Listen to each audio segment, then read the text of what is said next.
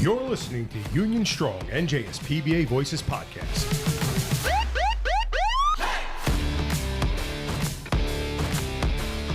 The intro is brought to you by the New Jersey State PBA-owned Federal Credit Union, offering competitive rates and fast loan approval. Visit www.njspbafcu.org. Hello and welcome to episode 48 of Union Strong NJSPBA Voices Podcast. I'm your host, Vinny Rizzo, and today we're talking to Vlad Vaval about training. Vlad is a retired member and past executive board member of PBA Local 304 and current Local 600 member. Training isn't just something we do, it's something we become. Every time you train, you're investing in yourself, sharpening your edge, and proving that you're committed to being better today than you were yesterday. Think of training like a muscle. The more you work it, the stronger it grows. But if you ignore it, skip it, or convince yourself you don't need it, that strength fades. Skills don't stay frozen in time. You're either building them up or you're letting them slip away. The beautiful part is this: training is a skill in itself.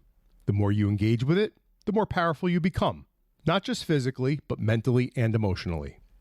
Every drill, every rep, every scenario makes you more confident, more prepared, more unstoppable. And when the pressure's on, when the moment comes that counts the most, it won't be luck that carries you through. It won't even be talent. It will be your training. That foundation you built through sweat, discipline, and perseverance. So don't treat training like an obligation. Treat it like an opportunity. An opportunity to rise, to improve, to push past yesterday's limits. Stay hungry, stay consistent, and keep grinding. Because greatness isn't given, it's trained. We hope you enjoy the episode. So I'm looking forward to today's episode. I have Vlad in studio, and we're going to be talking about police training, particularly firearms training and stuff like that. But we're going to dive deep into it today, and it's kind of funny. A lot of the law enforcement officers in New Jersey, we're dealing with licensing right now, and truth be told, and we'll get into it, New Jersey officers are some of, if not the best and most trained officers in the entire United States. Don't let licensing affect you and how you do your job. Just continue doing it to the best of your ability. Keep training and realize that the licensing thing, if you're doing things the right way, you're doing it okay. So Vlad, how has police firearms training evolved over the years? Thanks for having me, first of all, Vin. Good question. So much has changed. If you think about it, I went to the police academy in 1998. If you think about it, firearms training was basically about marksmanship, right? Get a check mark for your qualification. Can you hit a target? And sort of move on, right? So now, because of things that have happened throughout the years, back then too, it seemed like police departments didn't want change. Right, we heard things like, if it ain't broke, right? Like you don't want to have to change certain things if everything's flowing pretty correct. But because of things like September 11th, 2001, right, when you start to bring in terror, when you start to look at officer-involved shootings and line-of-duty deaths and active shooter and things like you can't help but have to change your responses and your reactions to these things.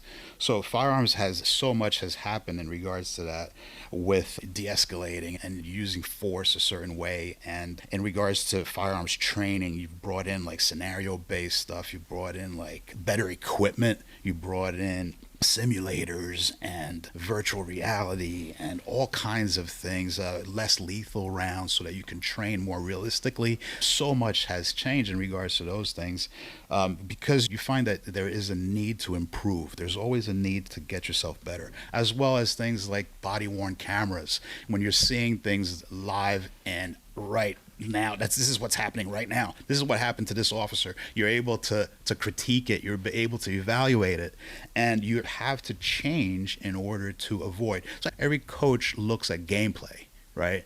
You don't want to pass judgment and criticize certain things that officers may go through, but like I said, every coach looks at gameplay in order to prevent bad things to happen. You don't want to lose the game, right? So you want to make adjustments with your team so that certain things don't happen to them that have happened to other officers in the past. So you want to up your game. You want to up your training. And there's so much now. I wish a lot of those things existed when I first started, right? When I first started, I was shooting on the range, and then I would go home, and there was really not much else to do. You maybe had like 4 or 5 training like NTOA, maybe you maybe had like 4 or 5 training venues that you can go to externally. Sure. But you had to travel for that. You had to pay good money for that. There was really nothing else to do. Now there's so much available in order to improve your training. So that was a very thorough answer to just a very general first question. We have here at the Union Strong NJSPBA Voices podcast about 25, 30 episodes under our belt already. And I have to say, in this first of its kind episode, this is the first time we've had somebody on speaking about training. That was probably the best and the most thorough response to a first question. So I am so thrilled to get on with this show sheet and have Vlad really enlighten us about training, police training, and then ultimately threat reflex, which is a separate set of questions we're going to get into at the end, which is what he'll speak about in terms of the LLC he created. So great answer, Vlad. No pressure. Thank you. No pressure at all. So how do officers undergo firearms requalification, and what does that process entail? Firearms requalifications, well, this comes from the AG's office, right? The Attorney General's office, as well as for recruits, the PTC, the Police Training Commission. So you have a biannual. In New Jersey, it's required that you requalify twice a year, biannual. You're going to demonstrate accuracy at certain distances from 1 to 25 yards. You're also going to demonstrate safe handling of a firearm. You have to score an 80% or higher. You have to meet a set score to pass. You have a specific number of rounds that you're allowed to shoot in a certain set of time, right? So it is timed. You do some standing, mostly standing, but you do some kneeling and using cover. You're also required to do a low light course of fire, where you use a handheld flashlight for low light. And if you have a weapon-mounted light now, since that's becoming more and more prevalent with law enforcement officers, so you're able to use that also. Shotgun and rifle are other courses of fire, and they're usually run separately. Okay.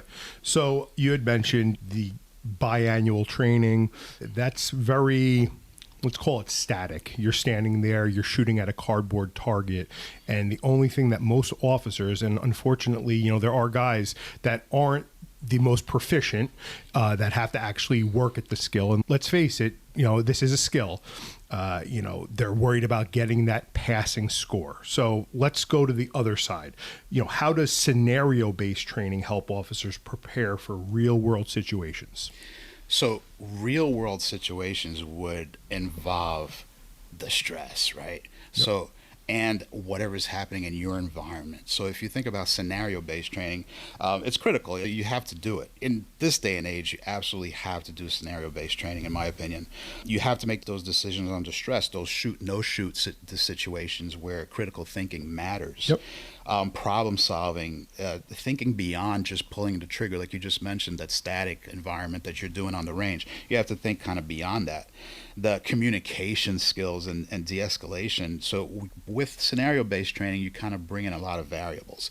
You bring in role players, like people that can act very aggressive towards the police officers, people that can act like as if they're mentally ill or panicking, or you can also bring in real world variables like vehicles, crowds, close quarter type stuff, and create unpredictable elements in your scenarios. Again, work with what you're used to, right? Whether you're a municipal department, whether you're a state department, whether you're transit, or wherever you're from, you have to cater your scenario-based training to what your cops need to train at. Right? The ability to return fire, because now you have less lethal rounds coming at you during this training. So that brings in a lot of stress. This scenario-based training, to put it simply, fills the gap between just range training and something that's done like tabletop or classroom type training. You have to kind of see what you need to do in between all that, right? Yeah, that's a great answer. So I'll give you a funny story. I'm sure you're going to appreciate this. So prior to the municipality that I work in right now, I was at a transient department, Port Authority Police. I was in their police academy, and we were doing scenario-based training. Good department. Yeah, no, definitely a great department. So I was a squad leader, so I was the first person to go in this scenario. So we're in the academy. I have my grays on. I have my duty belt on with the red gun in. So it's a plastic gun. It's just for, unholster and do what you have to do, give commands, whatever. So we're doing car stops. I pull up behind the car. Now, listen, we're in a hangar at the airport, so it's completely controlled, and the instructors were the actors. And as I'm approaching the vehicle, I get out, I call it the car stop. The driver jumps out of the vehicle and sprints at me. That was it. I unholster and I go bang, bang. All right, end scenario. So the instructor goes, why did you shoot that person? I said, they were running at me. Like, are you kidding me, Rizzo? So they're like, that person was supposed to be driving around Times Square for the last 2 hours and couldn't figure out the one ways. So they finally saw a police car. They saw you and they jumped out for directions. Obviously, you're a retired law enforcement officer, 25 years on the job, and now I'm a seasoned vet. We know that those scenarios are meant to create stress, and they were obviously messing with me a little bit. But again, like you just touched on, the scenarios, as controlled as it is to try and get that stress level up a little bit, more than just standing at a cardboard target to get that passing score. Building on your response and your reaction to what's happening in front of you, and being able to make the proper decisions. And the place to fix it is on the training field, right? Correct. That's when I'm sure you got the proper instruction that you needed during that scenario as to how you should react or how you should look at this, right? And evaluate it. Just because somebody's running towards you doesn't necessarily mean that they need to get shot. Exactly, right? Yeah. That was at the part of the academy where, we hadn't learned about, de-escalation and the use of force continuum and, all that stuff. But yeah, I figured you'd get a kick out of that. That's right. Yeah, so no, definitely. So you had mentioned prior to my little story there about the scenario-based training and whatnot. So kind of parlaying that and, expanding on that a little bit. What role do simulators in virtual reality play in modern police firearms training? Excellent tools, man. So I'm real familiar with the 300 degree simulator by Virtua 300. We had that at my former department. So you're able to build those scenarios in those simulators, right? So at any given moment, you can have a police officer on a platform dealing with an ATM robbery. Okay. At another moment, you can have them in a movie theater and shots are fired. Or you can have them responding to a train platform. Or you can have them responding to some sort of domestic or a motor vehicle stop. So anything can happen in those simulators. Being able to get a wide range of responses and seeing how the officers respond to things. And nowadays, these simulators are so good, man. Like so good. The Virtua 300 had a threat fire thing that you wore like on your waistband. Okay. So it kind of zapped you when you got shot. Really? So you get immersed on this platform. It's 300 degrees. So not like the old FATS machines where it was single screen and nothing kind of came at you. Like you can literally sit there. That's what I've trained on. And so I haven't, unfortunately, full transparency, I haven't had an opportunity to train on these new technology virtual reality simulators. I would love to now. Yeah, it puts your head on a spindle because you have to look behind you. You have to look to the side of you. You have to recognize what's happening, what could be possibly looking to catch you off guard, right? And respond to it. And you mentioned if you get shot at in that scenario, you will get the pain. Right. You'll get that pain reflex. You'll know. And no cop wants to get zapped, right? Well, it's the same thing with like simunitions. They do hurt when you get hit. Oh, yeah. And that adds to the stress. That adds to, your reaction and kind of trying to fight through that tunnel vision and everything, right? Oh, yeah, definitely. And the ability to critique that right away, right? Because those are usually indoors and you have time. Sure. You have all the time in the world. Yeah. So it's a great tool if you're looking to do something quickly, if you have access to it. Because if you look at active shooter drills or some all-encompassing type training, a scenario-based training that involves, safety officers to check in weapons, people to corral the role players and the facility and make sure that everything keeps safe and make sure that the UTMs or the sim machines are working correctly and make sure that, it gets very labor intensive. Sure. If you have one of those machines, this is what I used to do. I can literally sit at this console, right? And you can send me 1 or 2 cops at a time, right? Or every day. Right, or any day to, hey, listen, today we're going to be working on, to make sure you lock your firearm, your live firearm. You're going to take this, you're going to holster it, and get on the platform. We're going to run you through some scenarios. So you have these officers getting some pretty realistic training, and some of these simulators, I know the Virtua does. You're able to cater it and literally video your own or author your own scenarios, which means that you can videotape your own properties, your own facilities in your neighborhoods, and bring these officers to there visually. You can see exactly what's happening. So coming from a transit agencies and it's statewide, if you're looking at an event like the Super Bowl, right, that was here when it was being held here, and you have police officers that come from like Camden or Trenton or Atlantic City that have never been to like MetLife Stadium, right? Now you can literally train them on this platform without actually being there. So they get to see what it looks like. They get to see what kind of response and what kind of venue this is going to be. So it's good in preparation. It's good in order to get them to train. And it's less labor intensive. You can use just one guy to put cops through some training. That's very cool. So, I mean, I have to say, I'm grateful every day to be able to have this microphone in front of me and talk to people like you, Vlad. The best part about being able to do this is learning things like that. You know, I come from a smaller municipality where, you know, fortunately or unfortunately, we're doing our qualifications and we try and add some movement drills and stuff like that, but we don't have the funding or the funds to do what you were just saying. I mean, I want to go right now, turn off the microphone. I want to go train. Like, I mean, I'm totally like the fact that you could tailor that scenario to, again, a platform that it's not just some random, theatrical creation. You could be like, oh man, I'm standing on Penn Station platform near this ATM machine, and you could literally engross yourself in that scenario. And again, that's why we are the greatest trained state in the United States. Absolutely. And that's why, our officers are the best there are. Yeah. I only touched on it, but as we're talking here, there's more and more benefits, like the ability to critique and run it again, right? So that you can do it correctly. Sure. The ability to videotape it for the people. You're pretty tenured on the job. Yes. I'm retired now, so you have the police officers that are like, no, I didn't.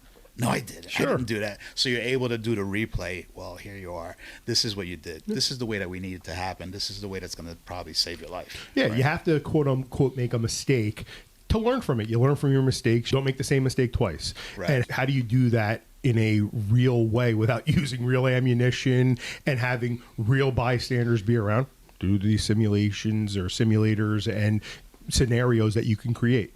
Yeah, and like you mentioned, a lot of people don't have the budget for it to get those things. So, but if you were to write it up and really get that, just think about how much it'll save you later in regards to your training, because you're able to run it that way and so quickly and safely. Yeah. You'll really get your money's worth. Yeah, I mean, for our listeners out here that are listening, if you're a training advisor, if you're higher up in the department, reach out to Vlad, reach out to the state office, and we'll point you in the right direction to get you some numbers and resources. Absolutely. That'd be great stuff. Yeah. So again, a lot of times, Vlad, you said you're a listener to the podcast. So sometimes we will be redundant and whatnot, and that's not a bad thing because we're really driving home the point. So we might have touched on some of this already, but just kind of curious, and you could expand on it. How do departments ensure officers are proficient with different firearms and tools? So the departments themselves, they have to realize that training needs to be ongoing, right? Every submitted article to NJ Cops Magazine, if you've been reading my articles, sure, always pretty much, from what I could remember, they all end with proper repetitive practice builds automatic permanence. So you have to continually practice in order for it to get ingrained. Yep. So going beyond just the mandates, and you kind of mentioned it, you alluded to it, the mandates, that static environment doesn't necessarily simulate a reality, right? Realistic gunfight, let's say, right? So you have to go beyond the mandates. Additional training for specific tools, specialized training for like your special units, ESUs or SWAT, training for the worst case scenarios and some adverse conditions. If you're training for worst case scenarios and adverse conditions, anything less than that is just going to be easier, right? You have to inoculate stress in your training. You have to get this done. So as a department, I would want my officers to get that kind of training because it's only going to benefit them. It's only going to make them improve. As well as when officers step up, because this is something that I saw, on the background as a trainer. When officers step up and they want to go to an external training course, right? A lot of departments have their matrix, right? When that training request comes to the supervisor's desk, right? Whatever matrix that you're working with, some of them might say right off the bat, hey, does this officer need this training? right? And that right there may squash the approver or not, right? Or how much is it going to cost me to backfill his position, right? Yeah. So budget's always an issue. Sure. So whatever the matrix, you have to understand that if the officers that are looking to do it are the officers that you want to do it, right? No matter where they're at, if they're looking to improve themselves, especially with firearms, approve it, right? Try your best to try to get them that training, as well as in general. You should train as much as possible. You're only going to get good with it if you're using it in your training. Yep. Right? If you're thinking about a firearm, if it sits in your holster and in your safe at home, you're not really getting good. Right? You have to get good. Yeah, well, you mentioned it. We mentioned it before. Shooting at a range and handling the mag change and stuff like that, that's a skill. You can get better at that. And again, when you're in a stressful situation, you're going to do it because of repetition. You're not even going to realize you're doing it, but you're going to do it proficiently. And, you had mentioned that, and I kind of wanted to correlate it to some of our listeners might be basketball fans. I saw something a little while ago, a couple of days ago on social media. Ray Allen, who was one of the most proficient three-point shooters in NBA history, he would every single pregame for 3 to 4 hours, he would shoot that corner three, which is the shortest three-pointer.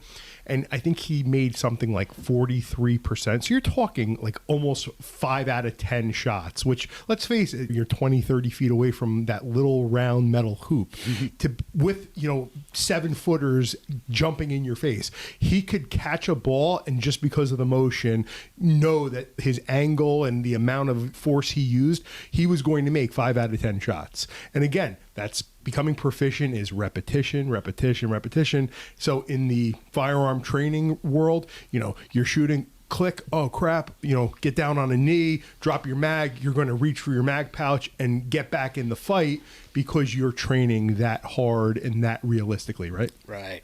So we had a training unit.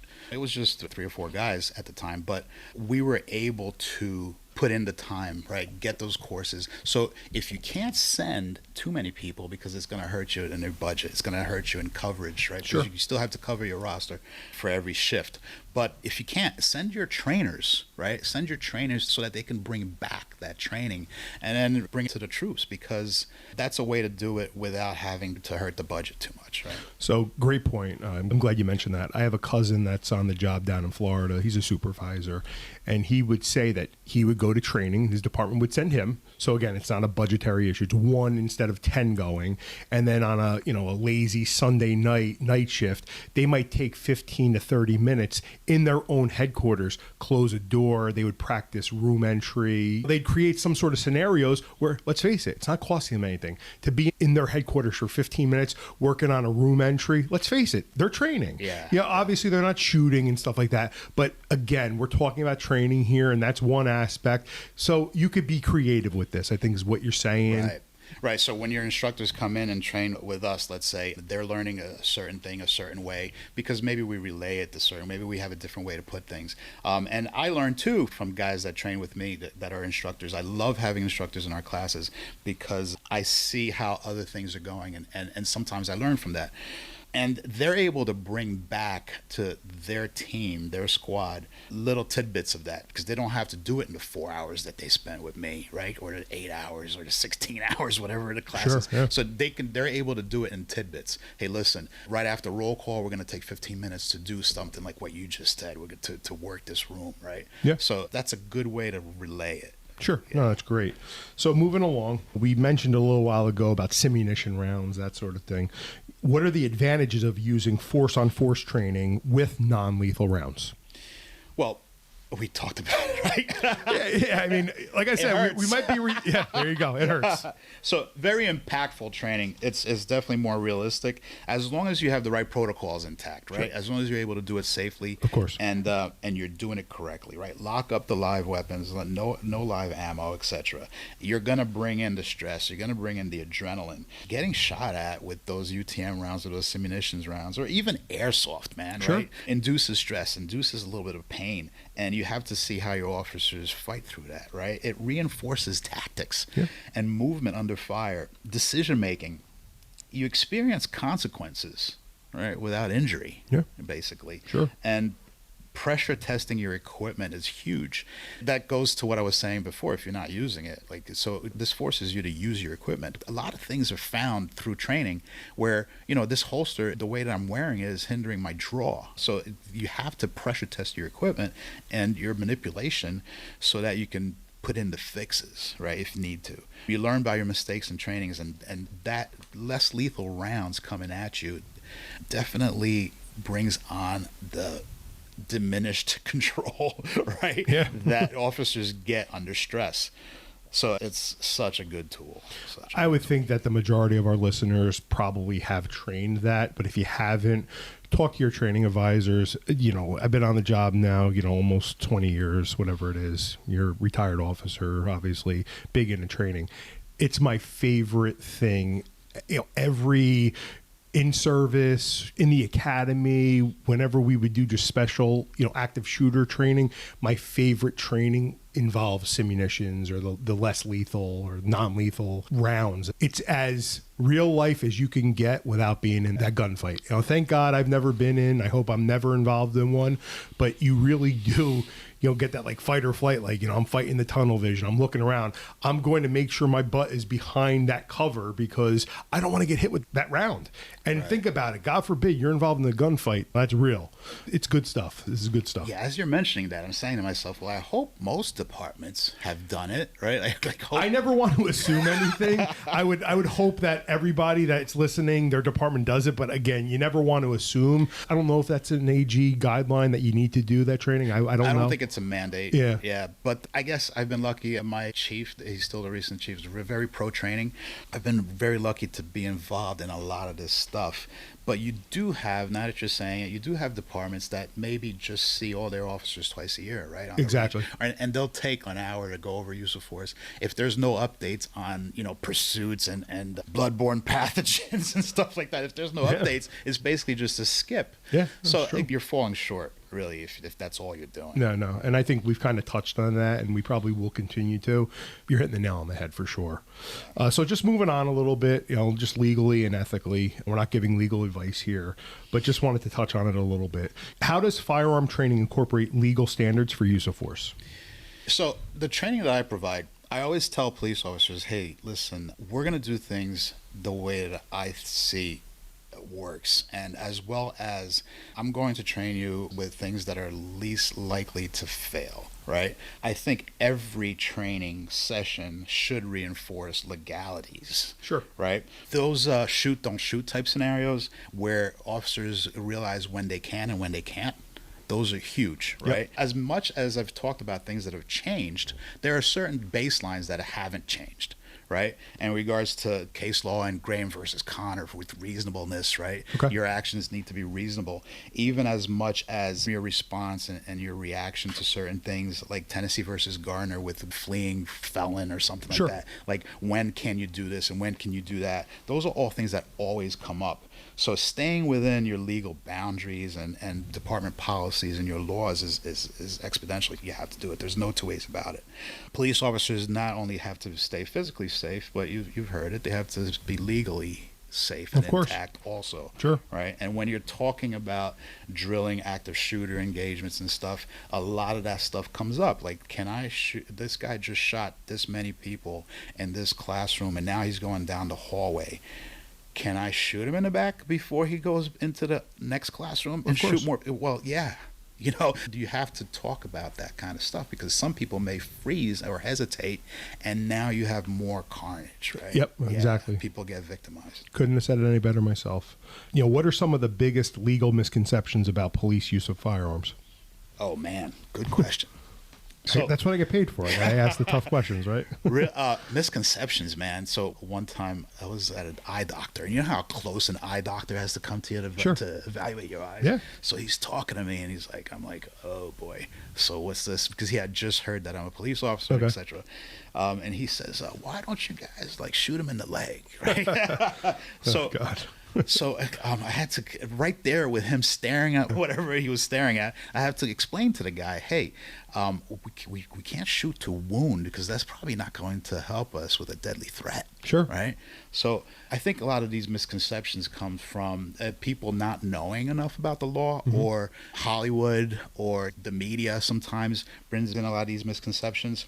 Some of them are that police officers may have to almost wait for a muzzle flash before they can shoot back. Well, no, we don't, right? Yeah. I'm not going to take hits, Yeah. right? So as well as what I just said with my eye doctor, shooting to wound, verbal warnings are, I mean, I'd prefer you to use verbal warnings, but sometimes there's a time thing, right? Sometimes there's no time. Sure. Right? As well as the shooting could be justified, like I said, with Tennessee versus Garner, with fleeing subjects. Yep. As well as warning shots. We can't send warning shots. And one of the biggest ones, Vin, is that police officers are not held accountable for their actions. Are you kidding me, dude? Yeah. We absolutely are, 100%. right? With internal affairs reviews, with state and federal reviews, grand juries, Yeah. right? Civil lawsuits, criminal charges, departmental charges, everything. We are absolutely held and accountable for our actions. So all these misconceptions, as often as I could, I try to clear them up. That's great. Great answer. I'm glad you touched on it the way you did. Before we get back to the conversation, I want to take a moment to talk to you about the sponsor of this mid-roll, something that's here for you because it's ours. Blue Guardian Insurance is NJSPBA owned and designed with our members in mind. That means it's not just another insurance company. It's run by the people who understand our work, our families, and our needs. Whether it's protecting your home, your car, or your future, Blue Guardian has your back because it's built for us, by us. If you haven't already, check them out at www.pbainsure.com and see how they can help protect what matters most. Blue Guardian Insurance. Our protection, our way. So just moving forward into ongoing training and how you can improve, how does physical fitness impact an officer's ability to perform under pressure in firearm situations? Oh, wow. Physical fitness is important. And that's another thing that's changed. You see the implementation of jiu-jitsu training in the academies, and you see a lot of defensive tactics type, whether it be jiu-jitsu or Krav Maga, or a lot of different types of defensive tactics being brought. Officers are being brought to the mat and basically trying to get hands-on. Hands-on is so important. And you have to get that fitness level up in order to be things like fast, right? In order to endure, right? So your cardio, your strength, the ability to be coordinated and resilient, that comes with fitness. Encounters aren't necessarily the way that you would want them to be, right? We walk around we think, all right, I'm going to get this guy in an arm bar, I'm going to get my handcuffs on him. No, man, this guy may put you through a fight. Right? Sure. And if you've never gone through it, if you've never rolled on a mat for a minute or two and see how exhausted you're going to get. Spent. Yeah, spent. So the ability to work through that heart rate and the diminished focus that exhaustion kind of brings you to, right? Even for something as, taking aim when you need to, right? After that foot chase, and the guy does draw a weapon, even looking down your sights or trying to absorb recoil, right? It's probably not going to be in the same place as when you're shooting at that cardboard target. Exactly. I'm not a professional, but I would think that that's a pretty valid statement. Yeah, and being fit, you're able to recover quicker, right? You're able to prevent injury. Sure. So the more pliable you are, the more mobile you are, the faster you are, the stronger you are, you're able to get through those things, and it's important. And here's an old one, Vin. So you've heard this before. Look good in the uniform, man. Yeah. Right? So this is from 1998 in the police academy. Sure. Right? Command presence. You're probably going to get a little bit more respect if you make that uniform look good. 100%. Right? Yeah, man, little things. I mean, like I always say on every episode, the majority of our listening group is probably the younger officers on this job, those tier 2, tier 3 guys, the younger guys. So you'd hope that they look best in their uniform. You'd hope that they're the most physically fit. But again, we're just trying to drive home a couple of points here and, do your best to command presence and continue to train and be physically fit. It's obviously going to work wonders for you moving forward.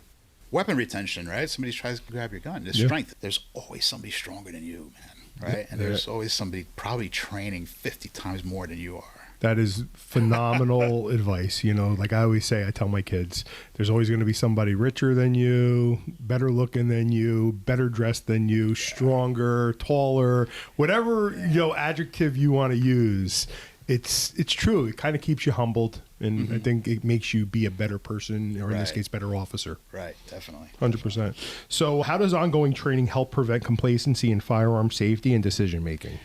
Ooh, complacency, that happens, man. So complacency, we know, can lead to negligence. It can lead to injury. It can lead to lawsuits, even loss of life. Sure. So sometimes we get a little too comfortable, right? A little too overconfident, and it kind of creates bad habits. So ongoing training is going to reinforce those safety and bringing things to be second nature. So when things get ingrained, like rules and habits, etc., it starts to reinforce things that you're going to catch under pressure, or so that you don't become complacent. It reinforces proper manipulation, even like stuff like you mentioned before, reloads and drawing and presentation, your accuracy, reducing the possibilities for anything negligent, maintaining proficiency, muscle memory, right? We're trying to build muscle memory here so that we don't become complacent, avoiding that routine mindset. So a lot of times I can pretty much tell you that most officers that have been involved in shootings probably didn't know when it was going to happen, right? It just did. Yeah. So walking around with that nothing bad is going to happen kind of attitude, it's probably not going to work for you, right? So you don't want to get caught off guard.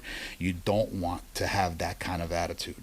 So continuous improvement, continuous training, continually being able to self-evaluate yourself and how you would respond to certain things is going to help you prevent that complacency. You're probably walking around now thinking, well, if it does, I'm pretty comfortable with that, right? Sure. Great answer. So far we've been at this well over 35 minutes or so.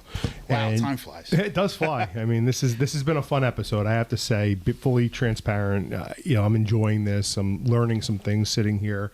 And for our listeners out there that tune in, or I should say, look at the monthly articles in the New Jersey Cops magazine. Vlad is a monthly contributor, and you might recognize his name, Vlad Vaval, and or Threat Reflex. So the next part of this segment, I want to get into Threat Reflex specific, and I'd like for you to touch on your business a little bit. So just a brief introduction. What inspired the creation of Threat Reflex, and what gap in training are you aiming to fill? All right, so since I was a trainer for half my career, basically, I was able to get the insight as to what the guys needed. The guys were very comfortable with me. I got along with everybody, man. Like, I come from a large department, but we're very dialed into our training. We wanted to meet with the officers as much as possible on the training platform. And because of that, they had access to us as trainers, and we were able to get feedback as to what's going on. So when you have officers that would come up to you and say, hey, I can't get these externals, I really want to train, I can't get these externals approved. Or when you would stop these officers and critique them on the range when it comes to firearms, and you would say, hey, listen, do you belong to a range like where you can shoot every now and then, like, the way public ranges or whatever? Sure. So some of them would say, well, yeah. Some of them wouldn't, right? So like, well, maybe you should shoot a little bit more. And some of them would say, well, yeah, but I can't do this in a port at a public range. And understood. So Threat Reflex came about in 2017. When I started to think about it, I started to work at a public range. So I wanted to bring available training to police officers that can do it quickly without having to worry about getting an external approval done or internal request done. Okay. So here's a time frame from 8 to 12 so you can still go to work at 2. Okay. Or, here's a time frame from 5 to 9 so you can still work ATOR, day shift. Yep, day shift. So sure. I wanted training to become more regular for police officers and affordable so that, maybe you don't need to get that approval so that the department could pick up the tab. I'm not going to hurt your pocket too much, right? So I always relate it to kind of like going to the gym, right? Like, so we talked about repetitive practice, and we talked about, so nobody's teaching you how to do push-ups and sit-ups daily at the gym when you go to the gym every day. Sure. Right? Yeah. But you're doing it because you want to feel better, you want to get improved, you want to get stronger, you want to get faster, et cetera, et cetera, et cetera. That's the same concept that I think should be happening with firearms. Well, I have 4 hours here. Let me go train a little bit before my shift so that I can get some trigger time in, so I can get really familiar with my tool. So it should happen that easy, in my opinion. Yeah, it sounds like a great business model. I mean, sometimes, like we had mentioned probably a half hour ago, about like some guys have range anxiety, getting that passing score. They're dreading that 8-hour training day.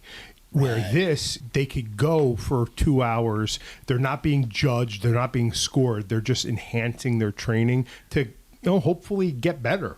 Yeah, that's a great point, because if you think about it, when you have those 8 hour, 10 hours, or, when you're coming in the next day and you're still doing it, a lot of times, especially when it gets late in the day, cops are not performing as well as they did earlier in the day. Sure. So cops are just shooting, man, sometimes when they're tired.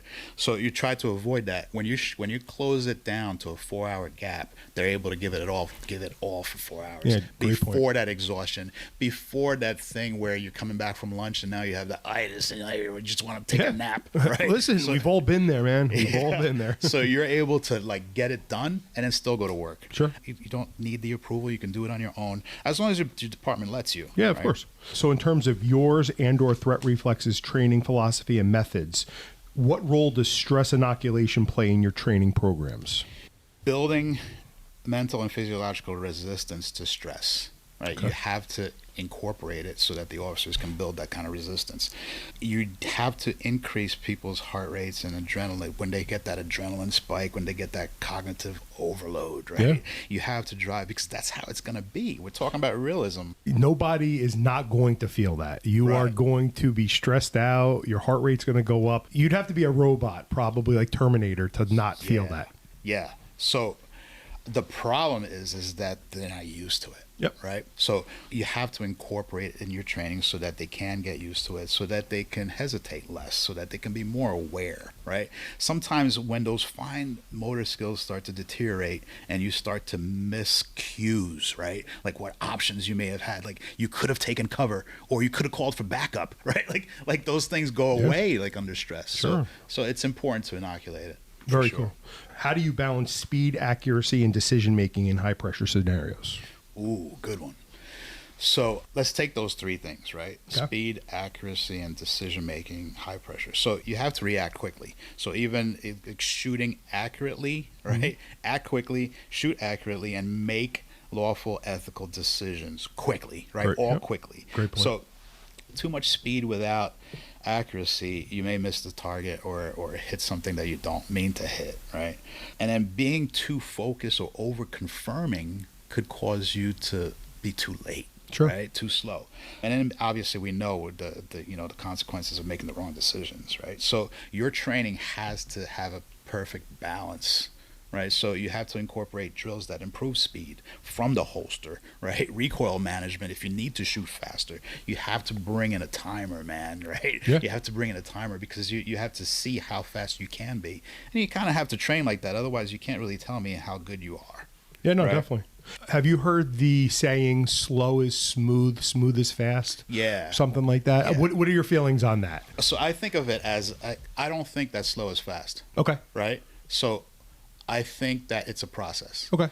So in my opinion, slow is smooth. So the reason why I call it a process is because slow, when you break things down to tidbits and you're doing things methodically, right, intentionally, slowly, you're able to make it accurate. Yep. Right? So once you become accurate, then it becomes more efficient. And your efficiency brings in the speed. The more efficient you are, the faster you get. Yeah, you can ramp it up. So, so that's the entire process that I think about. Sure. But slow is not fast. Okay. Right? Yeah, no, definitely. Fast is fast. Yep. That's where you want to be. You want to get there. I guess maybe the whole point of that saying is in the beginning, you don't want to just rip your weapon out of the holster fast because you're going to miss the target. Right. But again, as long as you're in a training atmosphere, that slow, methodical first tidbit, you're working toward fast is fast. Yes. Okay. That's a good question because it's huge right now with defensive handgun or law enforcement training aside from like competition shooting. Sure. Right? Competition shooting, you're running through stages. You're shooting. You know you're going to shoot. Of course. You're not making a decision, so you know you're going to shoot. You're going to do it fast, and that's the win. Yeah, it's a great point. It's totally different when it comes to defensive law enforcement training. Yeah.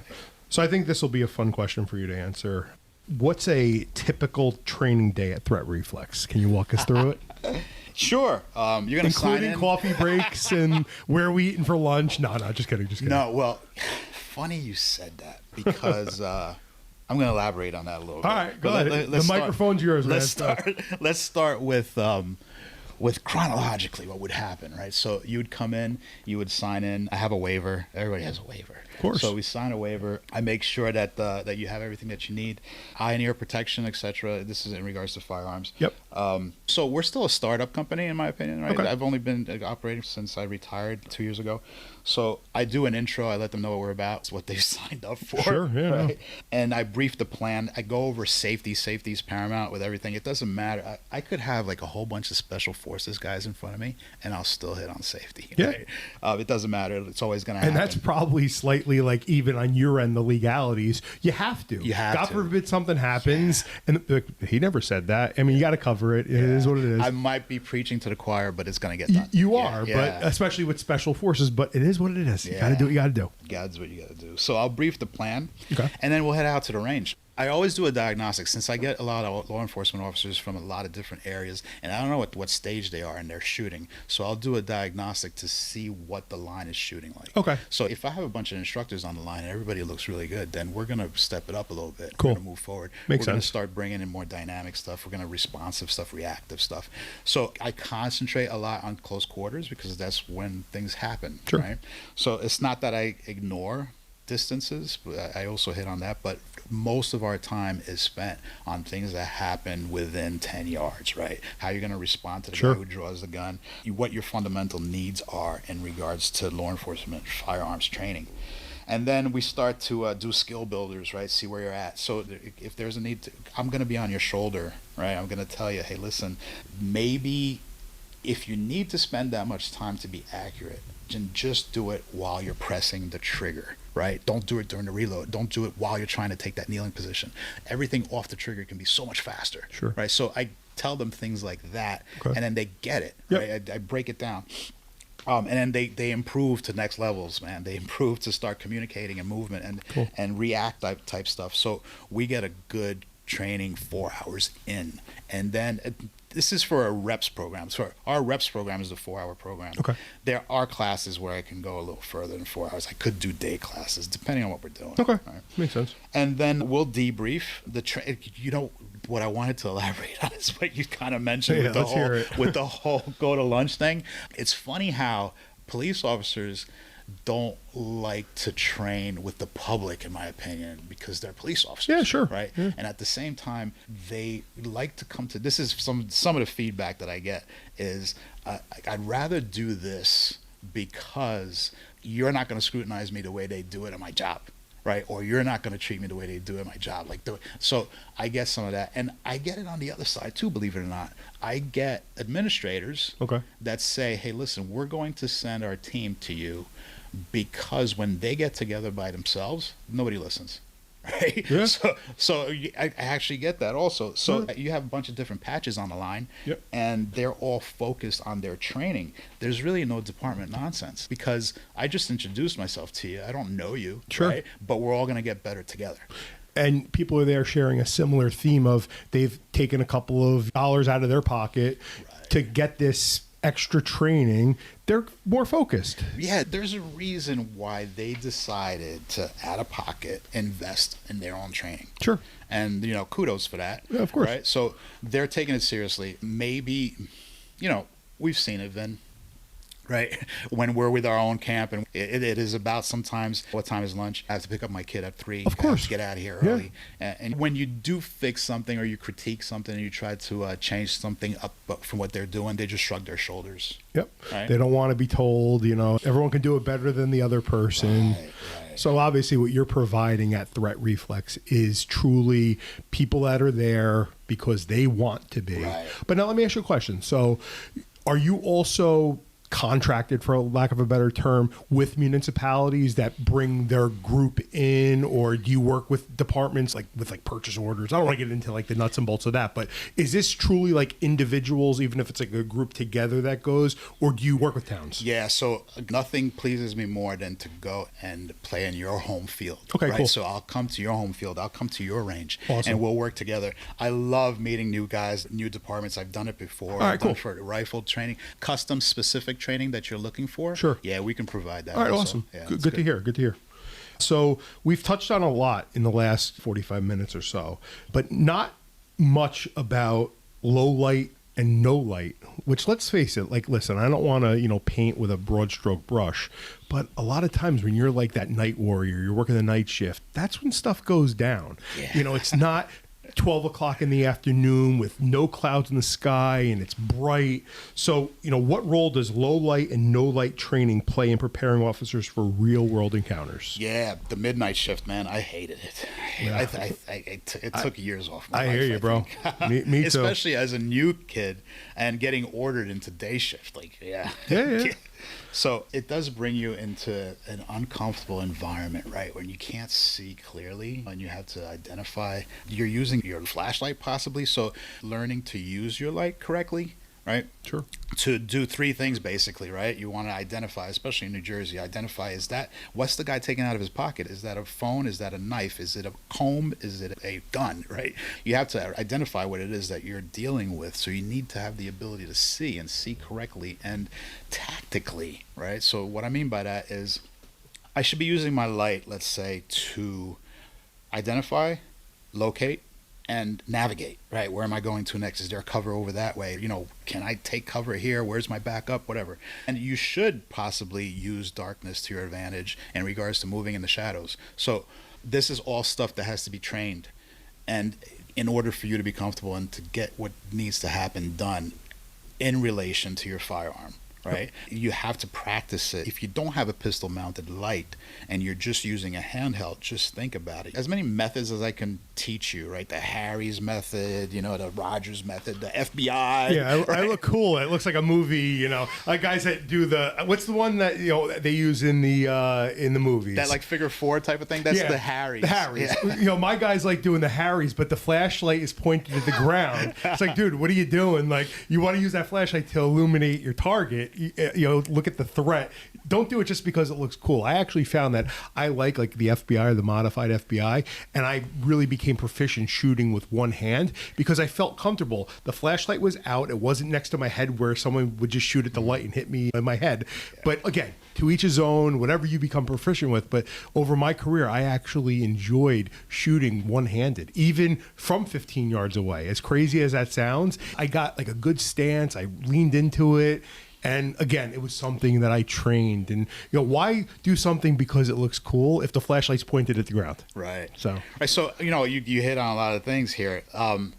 Those methods, a lot of things work together, and you are essentially shooting one-handed for the most part, sure. right? The neck index. Yeah. You're shooting one-handed, and it builds proficiency in the darkness to shoot one-handed. But the FBI method, I think it was used to search in the beginning. Okay. Right? Because people, they're like, well, if I don't see the guy and he starts shooting, he's going to shoot. Shoot my hand, and, yeah. That's, all right, great. That's thinking that the guy's a good shot, right? So, but if he's flinching and he shoots low left, he's going to shoot you anyway. He's shooting in the chest, yeah. It's like, oh, right. Great, all right. So, and if you hit a white wall with that bright light, it's going to come back at you. Yeah. These are all things that you have to work through, Sure.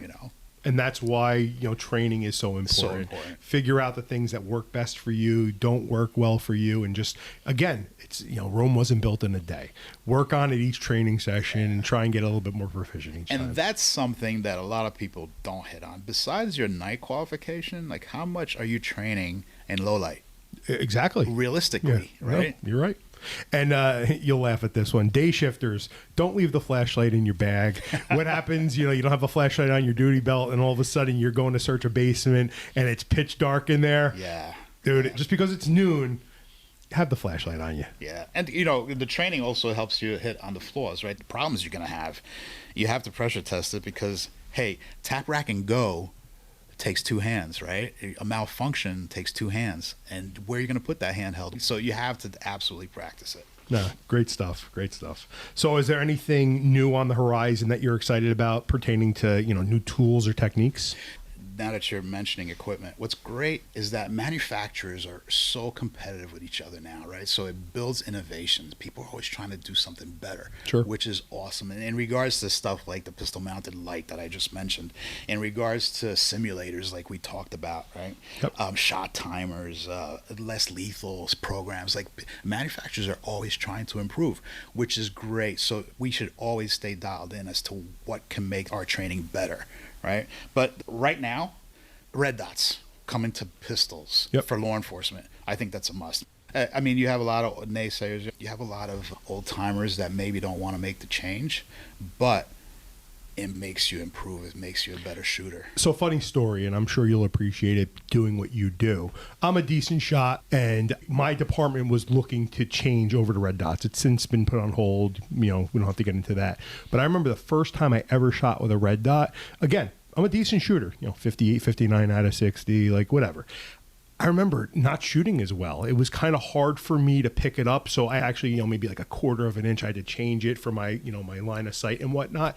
But once, again, you train, you practice, you become more proficient. But as a quote unquote old timer or, more seasoned vet, there was a little bit of a learning curve. Have you heard of something like that? Oh yeah, absolutely. So I've been doing some department transitions for police departments and transitioning to red dots. One of the first things that you want to talk about, you kind of have to take a step back to your fundamentals, because you have to have proper fundamentals in order to run a red dot correctly. Okay.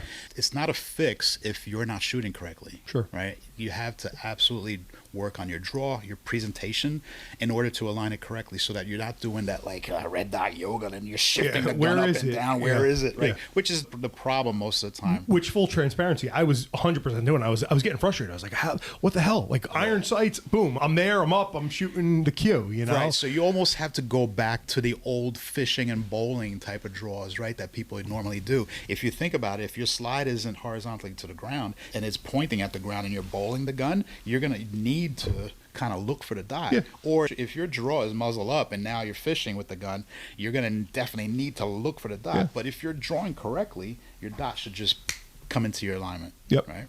Again, just becoming more proficient. This is a good thing to be redundant on. Just practice. Yeah. The biggest sell, just since we're talking about it, the biggest sell about dots is that you're threat focused.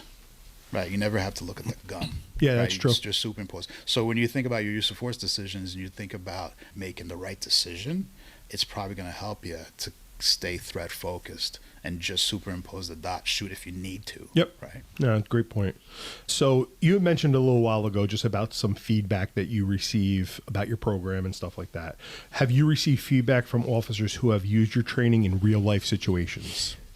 I'm happy to say that there's nothing major. Good. They haven't encountered anything crazy, which is good. And we're just 2 years in. But a lot of things that I get is, hey, I'm so much more comfortable now. Great. Right? You've built my confidence. And we get a lot of we need this. We get, after a day of training, they're like, we need this. We so need this. Or this is like big, because we always get it. I don't get to do this with my department. Sure, yeah, of course. So we get a lot of that. And we're not going to get into it more. We touched on it a little bit. Again, budgetary issues, manpower issues. Unfortunately, we have these mandates from the AG. We have to qualify twice a year, and it just get there, do it, maybe do a couple of drills, and get back on the road. Yeah.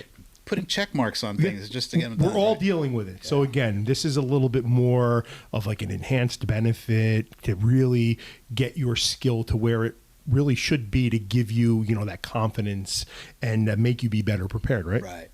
So I guess good segue to my next question. How do you ensure that officers leave your training better prepared, not just more confident? And again, they might run kind of together, but like in terms of like the preparation, more so than just confidence. What can you say about that? Well, we've heard this, right? Confidence without competence is dangerous. Sure. Okay, right? Great. So training realistically starts to build your performance. And my training isn't just participation based, which is kind of what we're talking about, right? Yeah, you participated, we checked it off, you're done, you're good, bye, right? It's performance based. So we use standards and we're using objectives, right, for you to, with what you need to accomplish. And you have to kind of do that and measure improvement so that you can see where you were yesterday and where you are today, right? It has to be measurable improvements. Getting feedback from the students and correcting and holding them accountable for the right and the wrong is important. And we're going to be on top of you. It wouldn't be right for an instructor to let you leave his class with some bad habits, right? Definitely. So we're definitely going to make sure that you're not leaving with some bad habits for as much as we can. I mean, do what you will afterwards, right? But of course, as much as we can, we're going to make sure that we try to put a fix. You don't have to do things my way, right? There isn't just a way most of the time. There's no absolutes, right? But if it's efficient and it's getting the job done and it's accurate and it's safe, have at it, right? But if it's not and we're trying to fix it, we should fix it. Yeah, no, that's a great point. So listen, I'm not just blowing smoke because you're sitting across from me.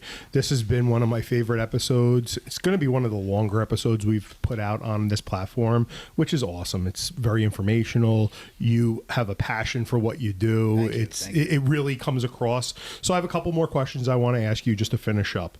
How do you see police training evolving in the next 5 to 10 years, and where does threat reflex fit into that future? Well, our goal is to stay dialed in, right, as much as possible. Stay dialed in with what's happening at the academies all the way to the members of service so that we can continue to provide what we provide. Police training should become more immersive, I think, in regards, and data-driven, right? Yeah. In order, with simulators and virtual reality and stuff, stress inoculation. I think you're going to continue to see a lot of that, and I do see it happening, and it should continue. Better equipment, better firearms, better optics, like we talked about, smarter, more frequent training, right, in regards to use of force and de-escalation. Sure. Being able to find that perfect balance, because like you kind of mentioned earlier, there's so much that comes from mandates, right, that you have to. So how many training days are we going to be able to provide, right? Departments are looking at, because the AG wants us to do this, the DAG wants us to do that. You know, we have to do use of force, we have to do, domestic, we have to do whatever, vehicles, we have to do, there's so much. So I think when you look at what's been happening, it seems like police officers have been under attack, right? If you look at what's been happening with officer-involved shootings, if you look at body-worn cameras and you take in some things that could be improved on, training will always continue to also improve, right? Oh, definitely. So lastly, I know I had touched on it a little while ago that you are a monthly contributor to the New Jersey Cops magazine, and you provide valuable information there. Again, hour-long episode here is going to be extremely... Time flies, Vin. You're a good host. Thank you for that. I appreciate it. It was a lot of fun. Our members are going to get a lot of great information from this episode, and hopefully we could figure something out maybe in the future where we do another follow-up or obviously as things grow and whatnot. But where can people find more information about Threat Reflex, and how can they get involved? So threatreflex.com is always a good avenue. My website, we're going to be doing some special events. Sometimes I announce them through our ads on NJ Cops. Special events like Police Week coming up in May. We have 2 classes set up for May, and what we're doing is bring your squad mate, bring your partner, train at a discount. I don't want to downplay what's happening in DC, right? Because I've done those. I've done like 3 Unity tours. I've ridden my bike down. Great events. I mean, if you're involved, stay involved. Those are great. But if you're not going down to DC and you're not riding your bike, come and train, man. Right? Come and train. Get some reps in on your gun. So we're running events like this. Another thing that was really successful last year was we had a hosted class. So somebody that wanted to do good things for police officers hosted a class, and it packed because it was free. Cops found the opportunity to come in, and they didn't have to go out of pocket at all. If it's free, it's for me, and I'll take 3.